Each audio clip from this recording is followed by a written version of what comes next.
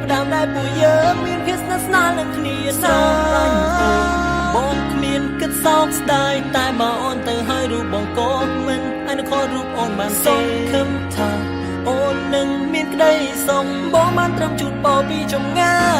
សូមអូនទៅឲ្យសុខចោចេញពីមនុស្សប្រនលែងត្រូវការ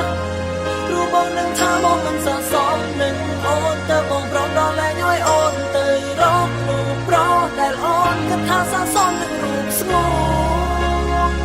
ត្រឹមឃើញខ្ញុំនួនមានស្នាមញញើ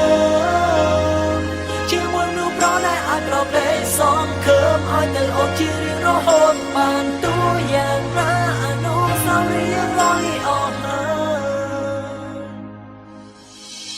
បើសិនជារូបគេមាននោះ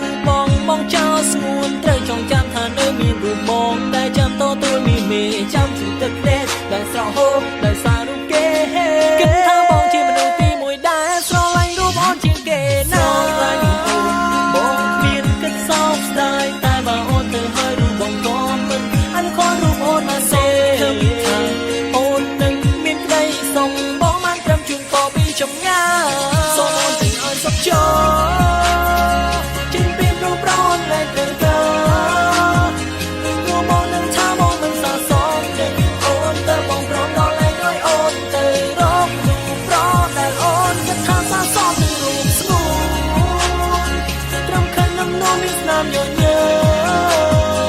ជាមួយមនុស្សប្រដែលអាចដកដេកសងខើមឲ្យទៅអូនជារៀងរហូតបានតួយ៉ាងណាអនុស្សាវរីយ៍យ៉ាងរលីអងឡើ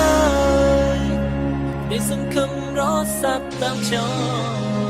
វងវែងវល់វល់ព្រោះចរណាតួយ៉ាងណាថ្លៃគួរមានចិត្តភក្តីហើយយល់ពីតម្លៃស្នេហាសូមអូនទៅឲ្យសុខចោ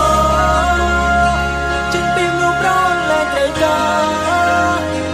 រូបបងនឹងថាមកមិនសន្សំនឹងអូនទៅបងប្រនដល់លែងឲ្យអូនទៅរករូបប្រដែលអូនគិតថាសន្សំនឹងរូបស្ងួនត្រឹមឃើញខ្ញុំនួនមានស្នាមញញើជាមួយមនុស្សប្រដែលអាចរកពេលសងខើមឲ្យទៅអូនជា